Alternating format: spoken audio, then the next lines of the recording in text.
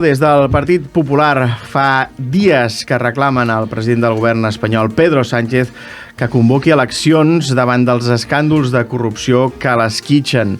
L'últim, el que hem conegut fa menys d'una setmana, les suposades comissions il·legals que hauria cobrat el número 3 del partit, el secretari d'organització, Santos Cerdán, per parlar de tot el que està passant al voltant del PSOE, però també dels temes que preocupen a Catalunya, com l'ampliació de l'aeroport. Ens acompanya a aquesta hora Santi Rodríguez, secretari general del Partit Popular a Catalunya. Bon dia i moltes gràcies. Molt bon dia, gràcies a vosaltres.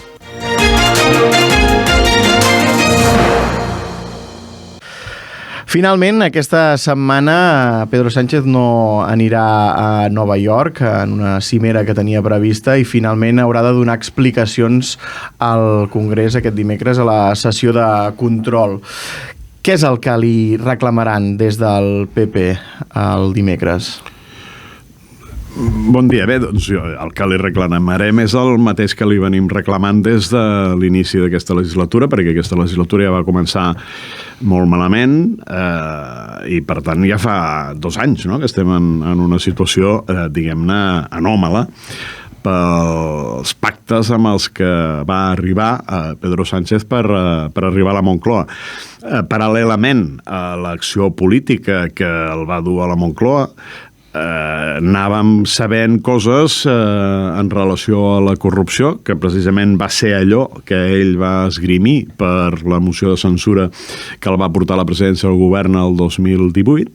Anàvem sabent coses que doncs, ell anaven expulsant-se de sobre dient que, bueno, que això no anava amb ell, que això era una cosa dels partits de dretes, de l'extrema dreta, dels pseudomitjans, que era el bulo, que era el fang, tot això, i al final jo crec que davant de l'evidència no li ha quedat més remei que doncs, veure i reconèixer que el fang el tenia molt a prop seu si és que ell mateix no està esquitxat, no?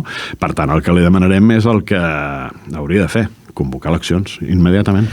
Clar, es compara molt el moment de la moció de censura que va presentar Sánchez amb l'actual, però aquí hi ha una diferència important. En aquell moment el que hi havia era una sentència judicial que condemnava el PP per corrupció i ara estem davant d'una investigació de la Guàrdia Civil que encara no s'ha confirmat als tribunals. En aquest cas no hauríem d'esperar que els jutges facin la seva feina? Miri, no es tracta ara de rebatre si el que va generar la moció de censura estava justificat o no estava justificat. Nosaltres creiem que, vam creure en aquell moment i ho continuem creient ara, que no estava justificat. No era una condemna al PP per corrupció, sinó per ser beneficiari de casos de corrupció, però no perquè fos el Partit Popular una organització de corrupció o una organització corrupta. En aquell moment no afectava absolutament el govern, i per tant en aquell moment enteníem que no hi havia motius per la moció de censura pels casos de corrupció, a diferència d'ara. És que ara ha sigut un membre del govern Ábalos i el número 2 del PSOE els que estan immersos en casos de corrupció, i en casos de corrupció de que són contractes del govern que el Partit Socialista s'han aprofitat econòmicament, o com a mínim el secretari d'organització. Veurem si també és el Partit Socialista. Per tant, en aquests moments la corrupció està dintre del govern, no? I per tant aquesta és una diferència molt important en relació a la moció de censura del 2018, però insisteixo, no és qüestió de comparar si és més, si és menys, si hi ha sentència o no hi ha sentència. Escolti'm, Pedro Sánchez la setmana passada reconeixia que, bueno, doncs que segons ell l'havien enganyat. Veurem si és que ell no sabia res o no es va enterar de res, de que el seu número 2 primer, després el seu altre número 2 estaven de corrupció doncs, fins a les celles, però aquesta és la realitat. Ell va reconèixer que això és el que va provocar doncs, el cessament immediat del senyor Cerdán, no? Per tant, davant d'aquesta circumstància, jo crec que no té més remei per dignitat és convocar eleccions immediatament. Què seria més greu? Que ho sapigués i ara ens hagi mentit o que realment no ho sapigués? No, jo crec que les dues coses tenen el seu què, no? Si ell confia en unes persones doncs, que fan tot el que hem sentit i escoltat i vist que han anat fent i ell no s'ha enterat, doncs, home, doncs té una certa responsabilitat, i si ell ho sabia que, escolti'm, tot apunta que alguna cosa sabia, perquè quan decideix apartar el senyor Ábalos del govern i després decideix que el senyor Ábalos ocupi un escó al Congrés, doncs, escolti'm, tot això és per alguna cosa, no? Per tant, és molt probable que, evidentment, que ell ho sapigués, no? Per tant, tant en un cas com en l'altre, jo crec que no té salvació. Si Sánchez no els fa cas i no convoca eleccions, el PP descarta totalment presentar una moció de censura? No ho descartem. La moció de censura és una eina que tenim, que ens permet la Constitució, que ens permet el reglament del Congrés dels Diputats, i per tant la utilitzarem si considerem que té sentit utilitzar-la en el moment en què considerem que té sentit utilitzar-la. Cremar una opció d'aquestes característiques en un moment que sembla que l'aritmètica parlamentària pot no portar-te a un resultat positiu, doncs esperarem el moment més adequat per si s'ha d'utilitzar, fer-ho. Però no descartem res, però tampoc diem, escolti'm, demà presentarem una moció de censura. Anirem veient, perquè és que creiem que la sortida del govern no és una moció de censura. La sortida del govern és la renúncia de Pedro Sánchez i la convocatòria d'eleccions de forma immediata. És la millor manera que tindria per acabar amb aquesta legislatura, que en aquestes condicions nosaltres considerem que no hauria d'haver començat mai. N'han parlat per això amb algun possible soci o algú que els hi podria donar els vots, en el cas de Catalunya amb Junts, per exemple? Sí, nosaltres des de ja fa temps que estem parlant ens hem ofert a presentar aquesta moció de censura i el que demanem és que aquells que són socis de Sánchez diguin, escolti'm, sí, creiem que és necessària una moció de censura.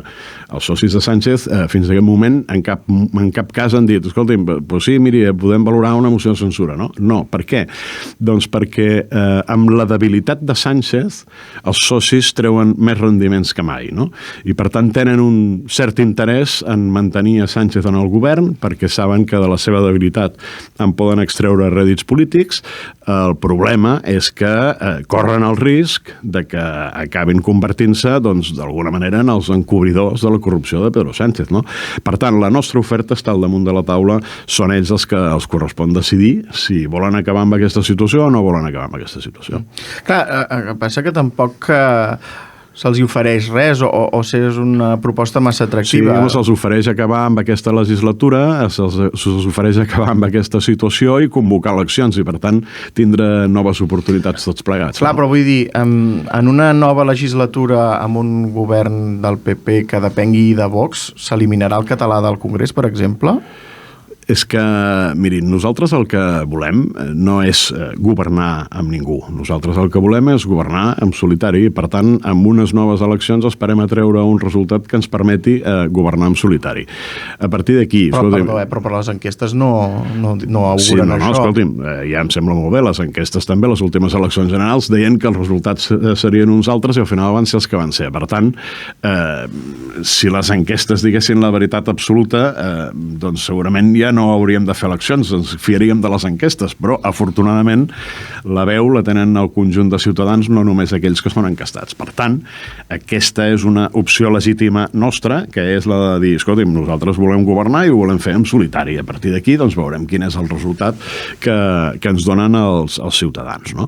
Bé, i a partir d'aquí, doncs, veurem què és el que es té que fer o no es té que fer. Jo crec que el prioritari que hi ha en aquest moment no és el tema del català al Congrés, ni molt menys. Hi ha moltes altres coses que són necessàries i urgents en la societat espanyola. Clar, però si això preocupa, per exemple, alguns possibles socis, ho dic pensant, per exemple, en el que ha passat al País Valencià o a les Illes Balears. A mi no em preocupa, a nosaltres no ens preocupa tant allò que els hi pot preocupar en els possibles socis, sinó que el que ens preocupa és el que li preocupa a la gent que està al carrer. I avui en dia, la gent que està al carrer, doncs miri, li preocupa el problema de l'habitatge, que ja porta molts anys empitjorant la seva situació, li preocupa la situació de la seguretat, li preocupa les multireincidències, li preocupa les ocupacions, és a dir, aquestes són les preocupacions, no? Per tant, nosaltres no ens presentem a les eleccions per satisfer els desitjos d'uns socis, ells tenen els seus propis desitjos i els sotmetran a consideració de la ciutadania, i nosaltres el que volem i el que pretenem és oferir solucions a la ciutadania en relació amb els problemes que tenen, no? Per exemple, ara que em diu això vostè, la setmana passada coneixíem l'enquesta del CEO que diu que 7, 8 de cada 10 catalans estan a favor d'una reducció de la jornada. En aquest cas, vostès no els hi preocupa l'opinió dels ciutadans en això? Sí, i tant que ens preocupa. És que nosaltres el que diem és que la reducció de les jornades laborals no és una qüestió que haguem de decretar per part del govern, sinó que és una qüestió que tenen que pactar les empreses amb els seus treballadors. I són ja moltes les empreses que han pactat amb els seus treballadors aquesta reducció de jornada. És a dir, nosaltres optem perquè hi hagi aquesta llibertat a les empreses per triar si tenen que reduir o poden reduir jornada o no poden fer-ho i en quines condicions, a diferència del govern que vol establir la reducció de jornada per decret i a més sense acordar-ho amb les patronals ni espanyoles ni catalanes, no? Aquesta és la diferència. Clar, però en aquest cas, per exemple, estic pensant, si la majoria dels treballadors ho volen però l'empresa no ho vol, si no hi ha un element que ho garanteixi pels treballadors, al final els treballadors no ho aconseguiran. Si hi ha un element que garanteix que els treballadors i les empreses en els seus convenis puguin arribar als acords que considerin necessaris. I, òbviament, cada una de les empreses té les seves condicions, els seus condicionants, i cada una de les empreses sabran si tenen aquestes possibilitats o no tenen aquestes possibilitats. No, insisteixo, no es tracta aquí de que sigui el govern el que decideixi què és el que tenen que fer les empreses. Poden ser les empreses, conjuntament amb els treballadors, els que puguin prendre les decisions. En aquest sentit, si la majoria de ciutadans volen que el català sigui oficial a Europa... Vostè s'ho creu, això? Sí. Sí? Si he vist alguna enquesta que diu que la principal preocupació dels catalans és que sigui oficial a Europa. No dic que la principal, però que... No, és que aquesta és l'única preocupació, aquesta preocupació de qui és preocupació és de Pedro Sánchez, de ningú més. Escolti'm, jo no sento pel carrer que la gent estigui preocupada perquè el català sigui no oficial a Europa.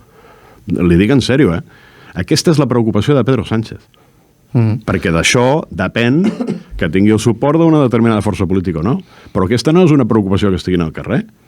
Vostè creu que no? Crec que en el carrer hi ha més preocupació, doncs, per exemple, per la reducció de l'ús social del català, per un costat, o per un altre costat per la imposició també que es fa del català en molts àmbits de la vida administrativa i oficial de Catalunya.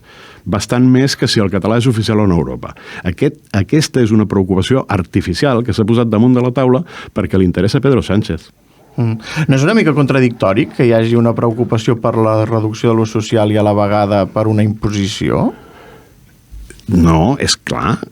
És que jo crec que les dues coses van lligades. No és una contradicció, és que una cosa és conseqüència de l'altra.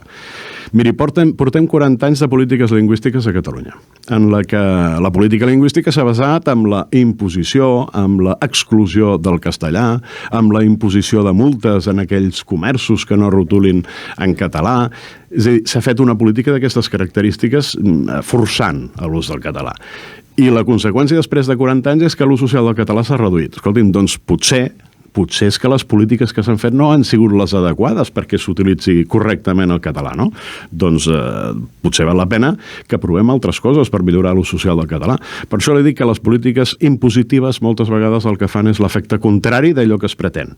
Si imposant es pretén que es parli més català, hi ha una reacció per part de la ciutadania que és utilitzar menys el català. I això és el que ens hauria de preocupar. Però un reconeixement europeu, per exemple, no seria un gest per valorar el català, per fer que tingui més valor? El català està valorat a Europa, és llengua de treball a les institucions europees i es publiquen documents del Parlament i del Consell Europeu, es publiquen en català. No li veig absolutament cap mena de problema en aquest sentit. Ara, si el que volem és que les llengües cooficials dels estats membres siguin oficials en les institucions europees, cosa que no preveu els tractats de la pròpia Unió Europea, que diu que només ho seran els idiomes oficials dels estats membres, no? Doncs igual ens trobem en què s'han de parlar 50 llengües noves en les institucions europees. No sé si això és pràctic, no? Però insisteixo, aquesta és la preocupació de Pedro Sánchez, de ningú més. Potser aquesta qüestió sí que és la preocupació de més catalans, és la qüestió de l'ampliació de l'aeroport del Prat. El PP, quina posició té? Ho dic perquè el ple de Castelldefels, governat pel PP, s'hi ha oposat, però en canvi veia piulades o posicionaments del partit completament a favor i reclamant que aquesta inversió s'executi i no s'aturi més. Llavors no sé ben bé quina és la posició del partit. No, sí que ho sap perfectament. El Partit Popular des de l'any 2018, des de febrer de l'any 2018 que estaven al govern d'Espanya, ja van plantejar la necessitat de l'ampliació de l'aeroport. Ho va fer el ministre Íñigo de la Serna. El que passa que a Catalunya, com en aquell moment doncs, estàvem amb unes altres dinàmiques, segurament va ser una cosa que va passar desapercebuda. Però ja en el 2018 es va posar damunt de la taula el projecte d'ampliació de l'aeroport del Prat, que després va reprendre el govern del Partit Socialista, va tornar a posar sobre la taula l'any 2020 i fins ara, el 2025, no ha quedat desencallat aquesta... Bueno, i esperem, perquè tenim l'anunci, però cal veure que tot això s'acabi materialitzant, no? Per tant, al Partit Popular sempre hem estat defensant la necessitat de l'ampliació de l'aeroport del Prat. Ara bé, és cert el que vostè em diu. Escolti'm, el municipi de Castelldefels, igual que en altres municipis, Gavà i el Prat són municipis afectats, i també la posició del Partit Socialista em sembla que és diferent de la posició del Partit Socialista al govern de la Generalitat o al govern de l'Estat, no? Tenen una preocupació per les afectacions que això els hi suposen als seus propis municipis, que és absolutament no només respectable, sinó que els alcaldes i els equips de govern municipals doncs, es preocupin pels problemes dels seus propis conciutadans, jo crec que és absolutament lògic i legítim, i per tant així ens ho respectem. Ara bé, el que acabem dient és, escolti'm, l'ampliació de l'aeroport del Prat és imprescindible perquè l'aeroport del Prat pugui continuar creixent i per tant pugui continuar donant servei a l'economia catalana des de tots els punts de vista, però s'ha de fer amb les màximes garanties perquè els veïns d'aquesta infraestructura no en pateixin les conseqüències. I aquest és el posicionament del partit i no n'hi ha cap més. Vostè que és secretari general del partit, amb temes d'aquests d'organitzacions, de qüestions internes, té experiència. Amb tota la situació que tenim actual, amb aquesta petició que fan d'eleccions anticipades, etc., creu que té sentit que el partit mantingui el congrés que s'ha de celebrar a principis de juliol, si ara no ho recordo malament, a Andalusia? No, Andalusia no, és el congrés el fem a Madrid. A Madrid, sí. Disculpi. No passa res. El 4, 5, 6 de juliol és la data d'aquest congrés. Doncs, escolti'm, sí, vam decidir convocar aquest congrés i, per tant, en aquests moments no hi ha res que ens recomani aplaçar ni molt menys aquest congrés, no? No sé què passaria si hi hagués una convocatòria electoral avançada, però és igual. En qualsevol cas, es va decidir fer aquest congrés i, per tant, així ens ho farem. I hem d'aprofitar la part positiva que té aquest congrés, que si es va convocar és perquè té parts positives, no? Que és una, reforçar la imatge del líder del Partit Popular com a única alternativa al govern de Pedro Sánchez i donar a conèixer unes propostes polítiques que siguin aquella oferta que fem a la ciutadania de cara a les properes eleccions generals, siguin aviat o siguin més tard, no? I això ho fem perquè, com reiteradament es diu que el Partit Popular, que no té projecte, que no té programa, i això és fals, vam considerar que a través d'un congrés era la forma més adequada per mostrar a la ciutadania que hi ha un projecte alternatiu al del Partit Socialista i a Pedro Sánchez. Si es convoquen eleccions, tot això ho hauran d'avançar. Doncs ens ho haurem de replantejar. No sé en quin sentit ho podrem fer, però evidentment s'haurà de replantejar. Però ara per ara això no ha passat, no? I aquí a Catalunya com tenim la situació? Perquè sembla que fa temps que estem allò pendents de que hi hagi un congrés del partit a Catalunya, però no hi ha data ni a horitzó de moment. Doncs segueix pendent. És una assignatura que tenim pendent i que algun dia doncs, haurem d'abordar i espero que no sigui tampoc massa tard, no? Però en qualsevol cas és a dir, la situació del partit a Catalunya jo m'atreviria a dir que entre els anys 17 dels anys 17 a l'any 23 ha sigut una situació delicada, no? I per tant les prioritats han estat la de consolidar el partit, la de reforçar el partit, la d'abordar unes eleccions municipals del 2024 2023 que eren molt feixugues perquè veníem d'una situació de molta feblesa en el territori. Afortunadament vam superar aquella feblesa. També la feblesa que teníem amb diputats al Congrés es va superar amb les eleccions del juliol del 2023. Teníem 2 diputats al Congrés, ara en tenim 6. La situació en el Parlament de Catalunya era delicada i un cop acaben les eleccions en el Parlament de Catalunya, en el que passem de 3 a 15 diputats, s'enceta una legislatura. De fet, s'enceta en el 2023, a finals del 2023, principis de 2024, s'enceta una legislatura que entenem que neix ja precària i, per tant, l'objectiu és electoralitzar el partit. Des del primer moment que es constitueix el govern, a l'últim govern de Pedro Sánchez, el nostre objectiu ha sigut electoralitzar el partit. I en aquesta situació estem. Per què? Doncs perquè som conscients que en qualsevol moment es poden convocar aquestes eleccions generals. I jo crec que dies que passa ho veiem encara més clar, que això pot ser que passi en qualsevol moment, no? A pesar de Pedro Sánchez, no? Però estem convençuts de que pot acabar passant, no? I per tant, la nostra principal obsessió és tenir el partit activat, tenir el partit preparat a Catalunya per treure uns resultats que ens permetin dur a Alberto Núñez Feijóo a la presidència del govern i, per tant, canviar aquest govern que tenim i que ens ha portat a la situació actual. Les que tenen un calendari fix són les municipals, que ara estem celebrant el mig mandat, o l'equador de mandat. En 2 anys hi han d'haver aquestes eleccions. No sé si els preocupa que en zones de Catalunya on potser tenien expectatives de créixer en aquest moment en què el partit s'ha expandit, ara l'auge d'Aliança Catalana els hi pugui d'alguna forma treure votants en algun sentit? No ens preocupa en absolut el que puguin fer o les estratègies que puguin fer altres forces polítiques. Estem convençuts de que l'electorat d'Aliança Catalana tampoc no és un electorat que estigui limítrof amb l'electorat del Partit Popular i, per tant, no és la nostra preocupació. En tot cas, la preocupació d'altres forces polítiques. És un partit independentista i, doncs, per tant, a nosaltres no ens afecta en absolut.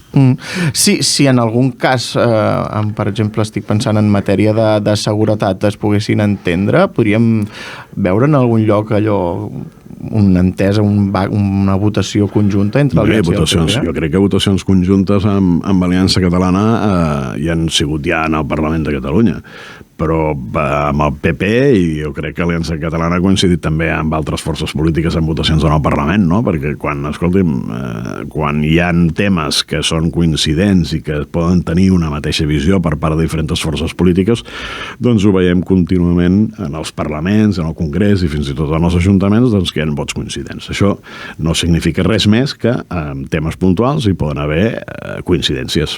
Res més. Senyor Santi Rodríguez, secretari general del PP a Catalunya, moltíssimes gràcies per haver passat pel matí a Ràdio Estel. Moltes gràcies a vosaltres. Hem complert una promesa que feia temps que tenia d'acompanyar-vos i al final ho hem pogut fer avui. I tant, i ho celebrem. Moltes gràcies. A vosaltres. Passen 3 minuts